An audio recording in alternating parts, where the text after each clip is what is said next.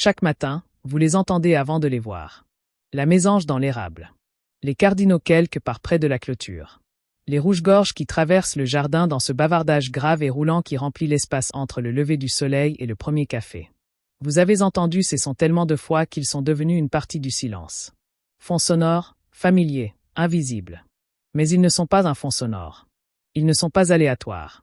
Ce qui se passe dans votre jardin chaque matin est quelque chose que des chercheurs ont passé des décennies à essayer de décoder complètement. Et ce qu'ils ont trouvé change la façon dont vous comprenez chaque oiseau qui a jamais visité votre jardin. Ces sons sont un langage, pas métaphoriquement, pas dans le sens vague que nous utilisons parfois quand nous disons que les animaux communiquent. Un langage avec une structure, une grammaire, une signification précise que les autres oiseaux comprennent instantanément et sur laquelle ils agissent en quelques secondes. Les cris que font vos oiseaux suivent des règles. Ils ont une syntaxe. Une mésange n'assemble pas des sons au hasard.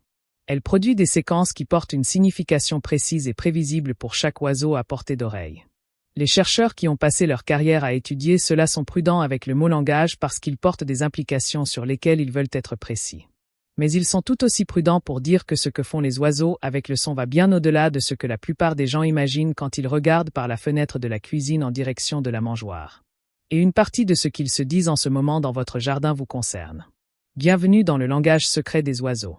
Si vous êtes nouveau ici, abonnez-vous avant de partir parce que ce que vous allez apprendre va changer pour toujours la façon dont vous écoutez votre jardin. Aujourd'hui, nous allons entrer dans la science réelle de ce que les oiseaux se disent, ce que les cris signifient, comment les autres espèces les comprennent, et ce que les oiseaux de votre jardin ont déjà compris sur qui vous êtes. Restez jusqu'à la fin parce que la dernière chose que nous aborderons est celle à laquelle la plupart des gens ne pensent jamais, et elle révèle quelque chose sur votre relation avec les oiseaux de votre jardin qui va genuinement vous surprendre. Numéro 1. Le cri d'alarme de la mésange contient plus d'informations que la plupart des gens n'ont de mots pour les décrire. La mésange à tête noire est l'un des oiseaux les plus étudiés d'Amérique du Nord. Et plus les chercheurs l'étudient, plus ces cris révèlent une sophistication qui arrête les scientifiques au milieu d'une phrase. Vous connaissez le cri de base mésange. C'est celui qui a donné son nom à l'oiseau. Mais voici ce qu'est réellement ce cri. Des ornithologues de l'Université de Washington ont documenté ceci. Le nombre de syllabes D à la fin du cri n'est pas aléatoire. Il encode directement le niveau de menace de quel que soit le prédateur à proximité.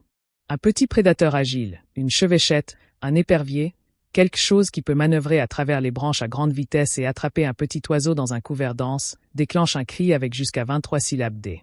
Un grand prédateur lent, comme le grand-duc d'Amérique, qui est dangereux mais facile à éviter en espace ouvert, en reçoit bien moins. Le cri est une diffusion.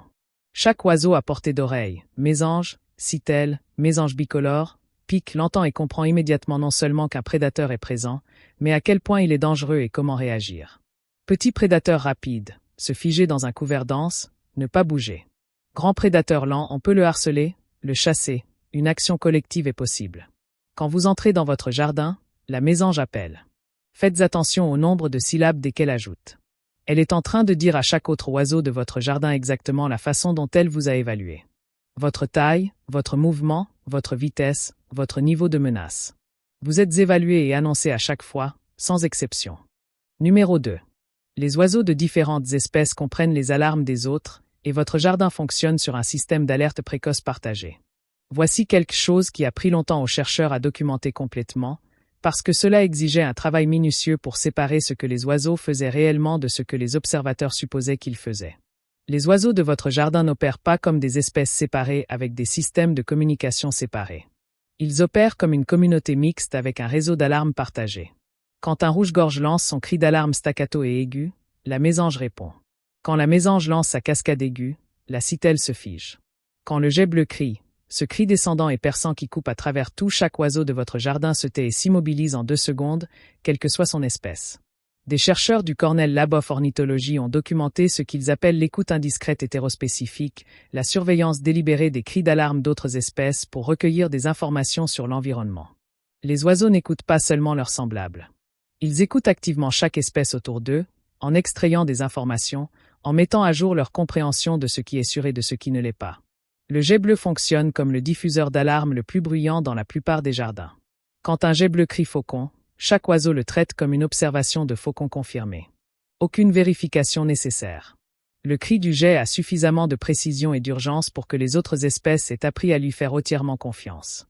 Ce que cela signifie pour votre jardin, c'est ceci.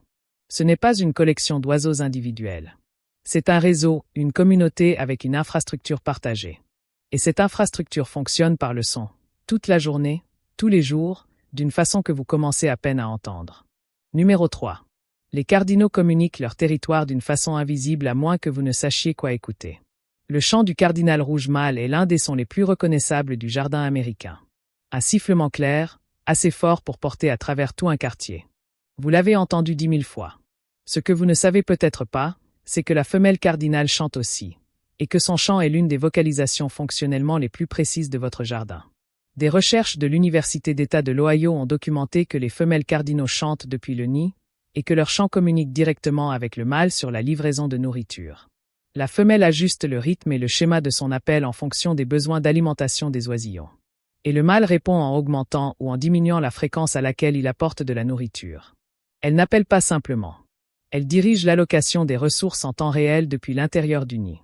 Le chant territorial du mâle, quant à lui, n'est pas seulement une déclaration. C'est une négociation. Les cardinaux dans des territoires établis connaissent les voix de leurs voisins. La recherche montre que quand un cardinal entend un chant de voisin familier depuis la direction attendue, il réduit sa réponse. Quand il entend un chant inconnu depuis la même direction, indiquant qu'un étranger a pénétré dans le territoire, sa réponse s'intensifie immédiatement. Ils savent qui appartient à l'endroit et qui n'y appartient pas. Ils suivent les individus par la voix. Et quand une nouvelle voix apparaît dans votre jardin, chaque cardinal à portée d'oreille l'enregistre. Numéro 4. Les corneilles ont des dialectes.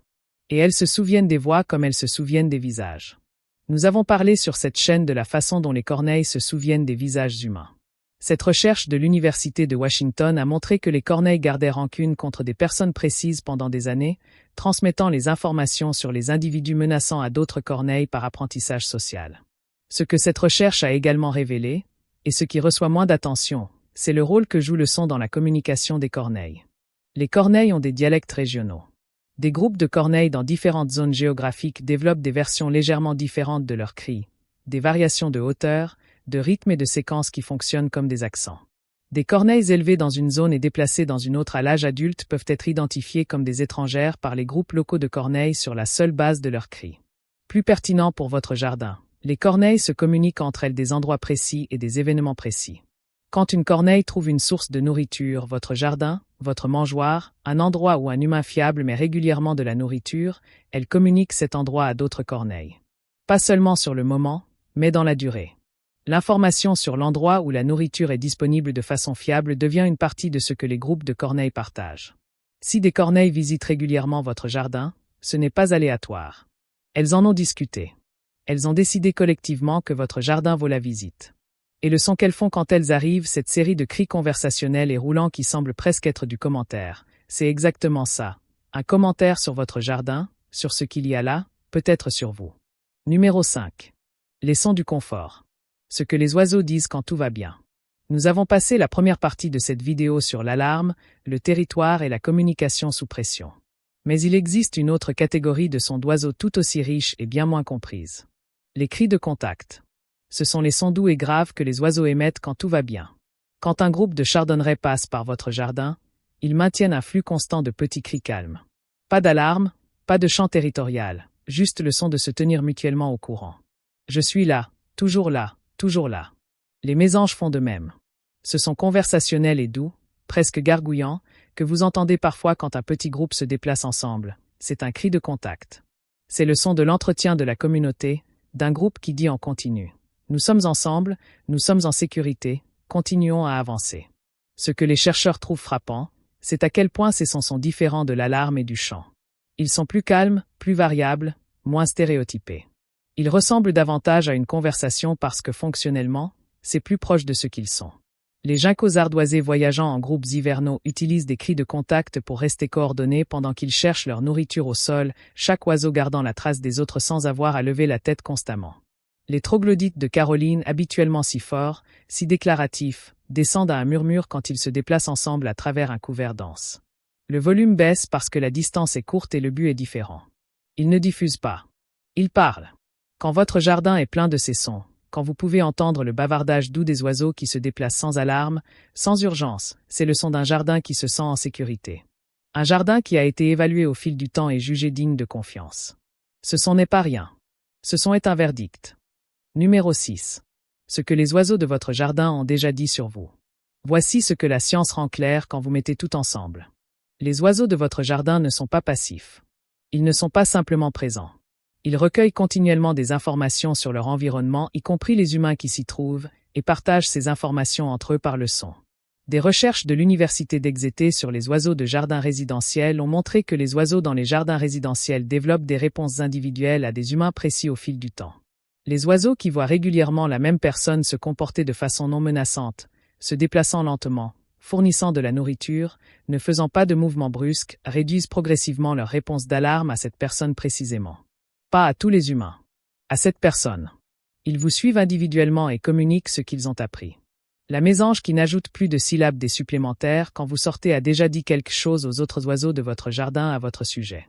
Le cardinal qui continue à chanter pendant que vous vous tenez à la fenêtre, sans s'arrêter, sans se figer, simplement en continuant, a fait un calcul sur votre niveau de menace et est arrivé à une conclusion. Les citelles qui se nourrissent pendant que vous êtes à 1 mètre, les ginkgos qui ne s'envolent pas quand vous ouvrez la porte de derrière, la mésange bicolore qui se pose sur la mangeoire pendant que vous êtes encore debout à côté, ce ne sont pas des coïncidences. Ce sont le résultat d'un long processus continu d'évaluation et de communication qui se produit dans votre jardin chaque jour sans que vous sachiez que cela se passe. Vous avez été évalué. Et les sons que vous entendez dans votre jardin chaque matin, ceux qui sont devenus familiers, ceux que vous pensiez être un fond sonore, ces sons incluent la conclusion. Le jardin que vous avez construit a une réputation. Les oiseaux qui y vivent ont parlé de vous.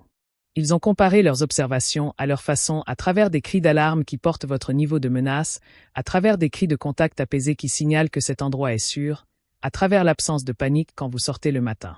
La plupart des gens traversent leur jardin sans savoir que tout cela se passe.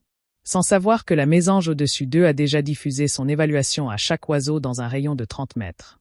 Sans savoir que le chant continu du cardinal est une forme de confiance donnée à une personne précise, construite au fil du temps.